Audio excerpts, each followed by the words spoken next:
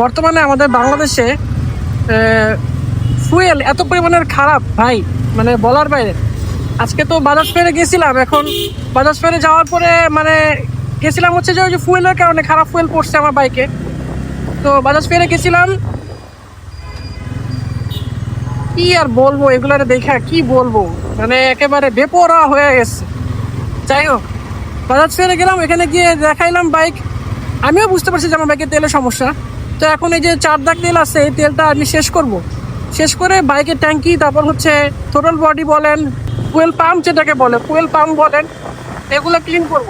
এগুলো ক্লিন করার পরে তারপরে নতুন করে ভালো জায়গা থেকে তেল ভরবো। এখন ভালো জায়গা থেকে তেল ভরবো ভাই, আমি তো ক্লিনের থেকেও নিছি, সাধারণ থেকেও নিছি, ট্রাস্টের থেকেও নিছি। এই প্রত্যেকটা জায়গার তেল আমার খারাপ পড়ছে। এখন আপনারা সাজেস্ট করেন। আমার এরিয়া হচ্ছে খিলগা। তো খিলগার মধ্যে তো এই 3টা ফিলিং স্টেশন ছাড়া তো আমি মনে করি না যে আর কোনো ভালো ফিলিং স্টেশন আছে কাছাকাছি ধরতে গেলে। তো এটা ছাড়া আমি যতটুকু জানি এসপি আছে, রয়্যাল প্রবাবলি মনে হয় মোটামুটি ভালো। আর যদি এছাড়াও যদি আর কোনো ভালো পাম্প থেকে থাকে ক্যান্টনমেন্ট বাদে, প্লিজ কাইন্ডলি জানাবেন।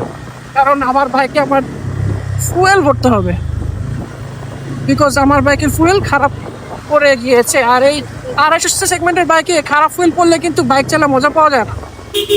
মানে খুব ইরিটেটিং লাগে, খুব খুব ভার লাগে বাইকগুলা। মানে মনে হচ্ছে ভাগতে চাচ্ছে না, মানে সামনে যেতে চাচ্ছে না, এরকম একটা অবস্থা।